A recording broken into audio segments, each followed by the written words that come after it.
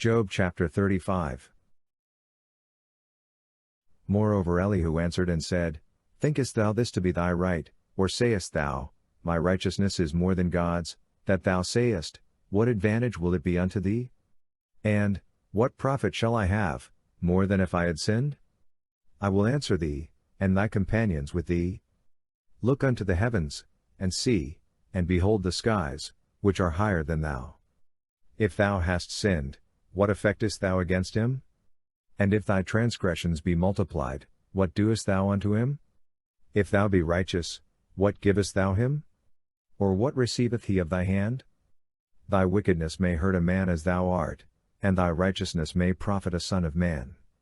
By reason of the multitude of oppressions they cry out, they cry for help by reason of the arm of the mighty. But none saith, Where is God my Maker, who giveth songs in the night, who teacheth us more than the beasts of the earth, and maketh us wiser than the birds of the heavens?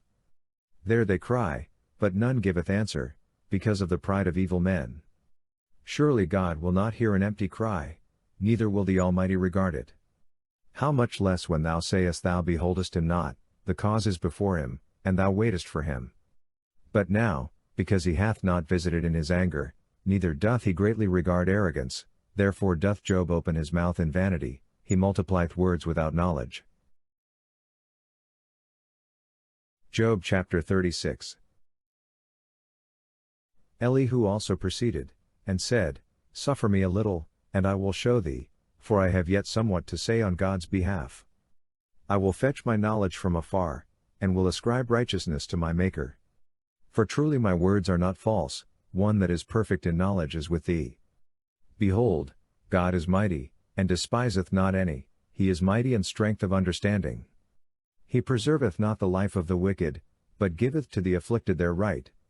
He withdraweth not his eyes from the righteous, but with kings upon the throne he setteth them forever, and they are exalted.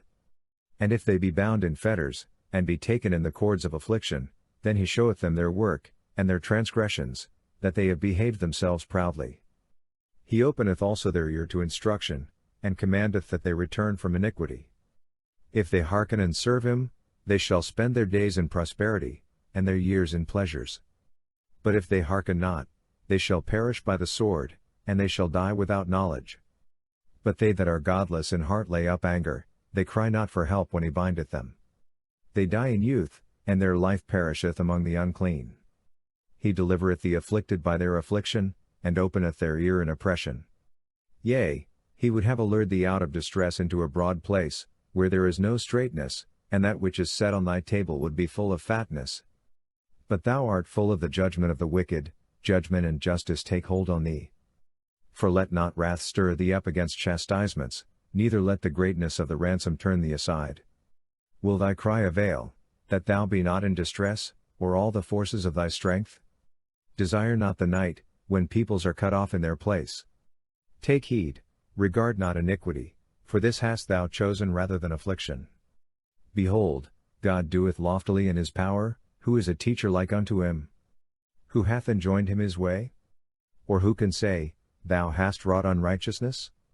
Remember that thou magnify his work, whereof men have sung. All men have looked thereon, man beholdeth it afar off.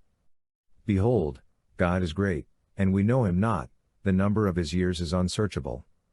For he draweth up the drops of water, which distill in rain from his vapor, which the skies pour down and drop upon man abundantly. Yea, can any understand the spreadings of the clouds, the thunderings of his pavilion? Behold, he spreadeth his light around him, and he covereth the bottom of the sea. For by these he judgeth the peoples, he giveth food in abundance.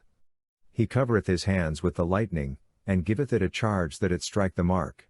The noise thereof telleth concerning him, the cattle also concerning the storm that cometh up. Job chapter 37.